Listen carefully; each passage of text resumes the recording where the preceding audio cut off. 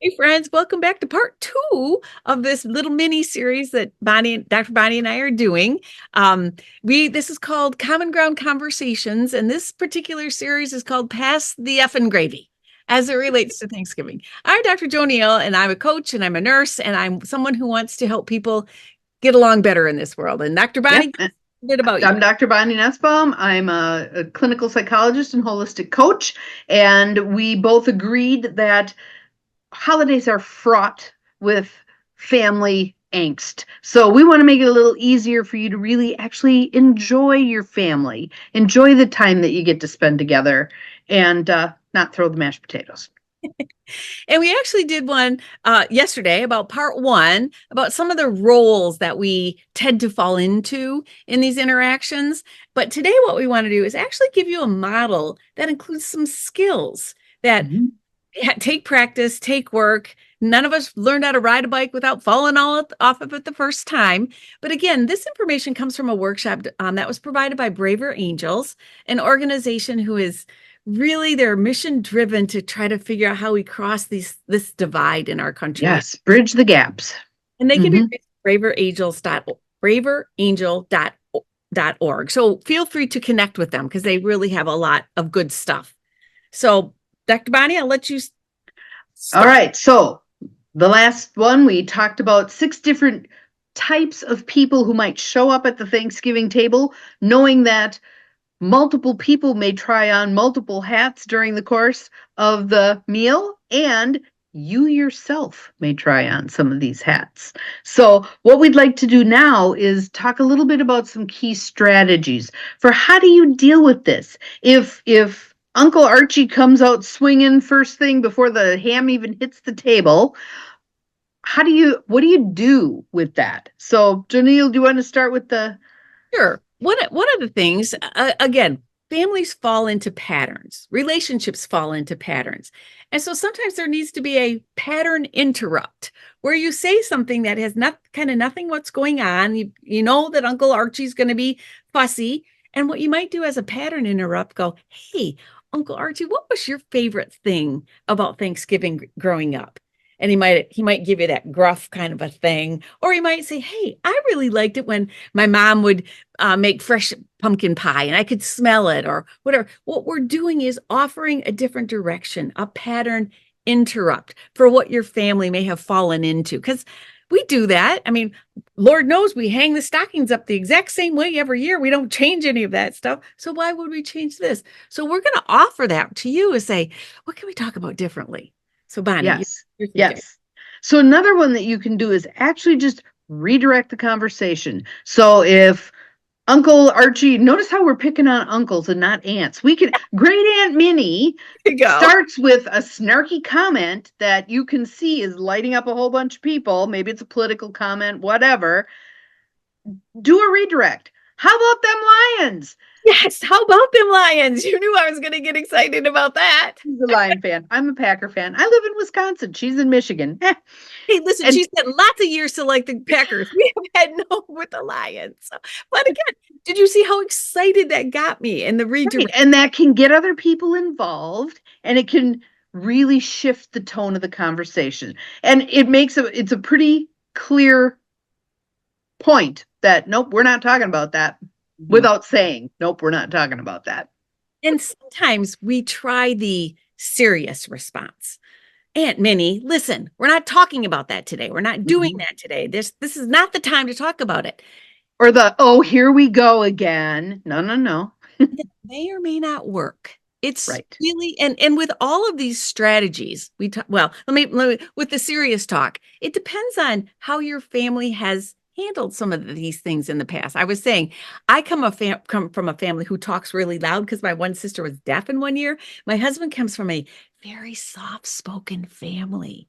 So knowing some of those sort of things, but the point we want to make here at this is any one of these strategies may or could or probably will change the energy in the room. Right. And So so, think about that from the perspective of what kind of energy would I like to create right now? So if there's tension, if it's hanging in the air, there's tension, how do you decide how you want to address that? And there, in your family, there may be a precedent for seriously addressing something. We're not going to talk about that today. It's Thanksgiving. We're going to focus on the meal, mashed mashed potatoes. Yeah. In other families, that serious approach is likely not to work very well.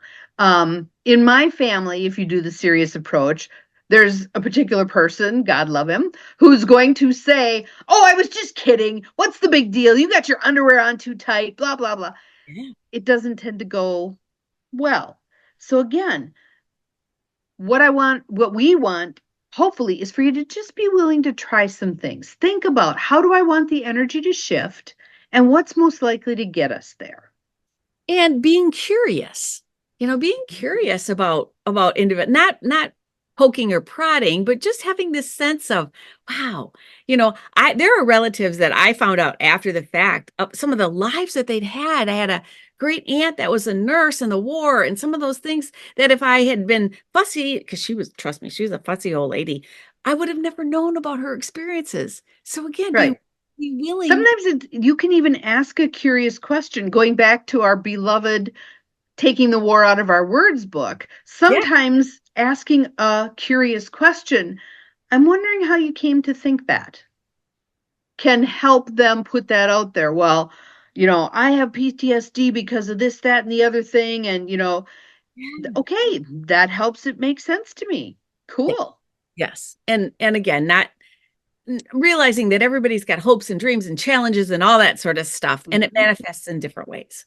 Right. So we And would just like honoring where people are at. Yeah. honoring being the key word there, but we would like to introduce a framework that was provided by the Braver Angels, but we're going to like modify it slightly.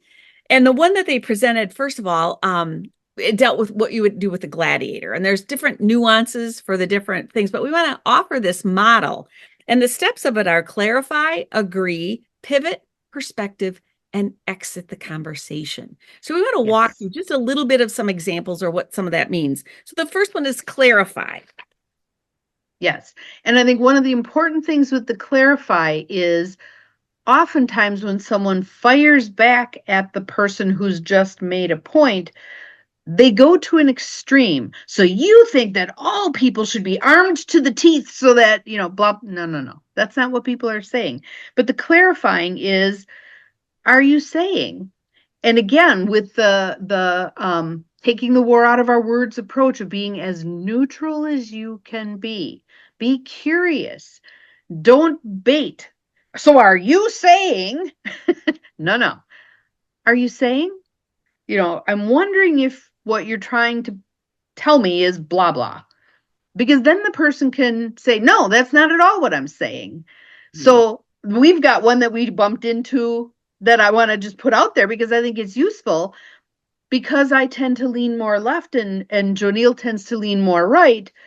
She said, with regard to the gun control one, well, getting rid of everybody's guns. And I'm like, no, I don't want to get rid of everybody's guns. I'm in Wisconsin, for God's sake. People hunt, you know? So assumptions, we need to look, are we making assumptions? Can we, through the clarifying process, not only clarify what the other person is saying, but clarify whatever assumptions we're making based on what they've said? And then the second part of that is, what are the areas that you agree on? And when we were having this conversation about gun control and school Mhm. shootings and all of that, the point I made was, absolutely nobody wants to see a little baby shot down in the schools. No one wants to, what are the areas that you can agree on? And What's common ground? common ground conversations, absolutely. But so Yep. often we get so black or white, right or wrong, that we're not, we have to be able to breathe. Remember that word grace. Okay, this person believes this way for a reason, but where are the areas that and so often we agree on so many more things than we disagree on. Absolutely. But keep in mind that the human brain hasn't developed beyond caveman days, when it was more important to pick out what's different than it was to pick out what's the same, because what's different can get you killed.